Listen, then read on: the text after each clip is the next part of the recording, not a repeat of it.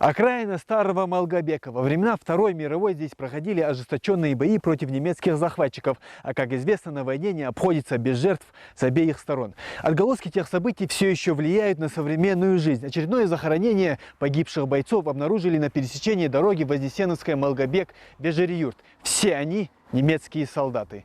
Если быть точнее, найдены останки 16 воинов. В каких родах войск они служили и как звали, пока не выяснили. Доподлинно же известно, что они погибли в ноябре 42-го и были рядовыми солдатами. Сами поиски заснять мы не успели. Поисковики к нашему приезду уже все работы завершили. Но по видеоряду видны вскопанные могилы, а забитые в землю колышки – это изголовья могил. Здесь было 4 ряда, по 4 человека в ряду.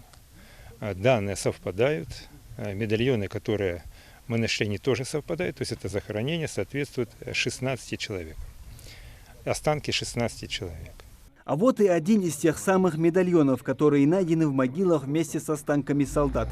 На каждом из них личный номер, звание и другие данные о погибшем. Найден здесь, на этом захоронении. В нем написаны все данные, которые относятся к именно этому солдату. Есть личный номер, есть подразделение. Во время захоронения отламилась половинка, одна оставалась с ним, вторая уезжала в Германию. Представители Народного союза Германии в республике в который раз, но в раскопках участвуют впервые. Останки до этого им передавали ингушские поисковики, сейчас забирают лично.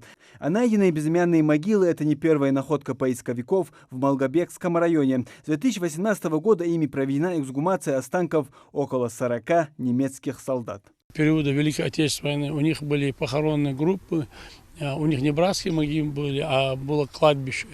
И они, поднимая свои архивы, обращаются, значит, в руководство нашей республики. Но вся работа их построена, как говорится, в рамках межправительственных соглашений. Документы есть. О том, что в этом районе захоронены немецкие солдаты, говорили давно. О них рассказывали местные жители, ссылаясь на воспоминания стариков. Однако точных данных о месте не было. Немецкая сторона передает военные данные с информацией о военных захоронениях. В одном случае это фотографии местности, где находится кладбище, в другом же, как в этом, нарисованный от руки чертеж.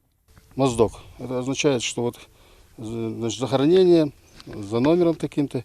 Гравийная дорога, Малгобек, около 30 километров от города Моздок. И вот наши географические, значит, координаты указаны буква Н. Норд означает севернее.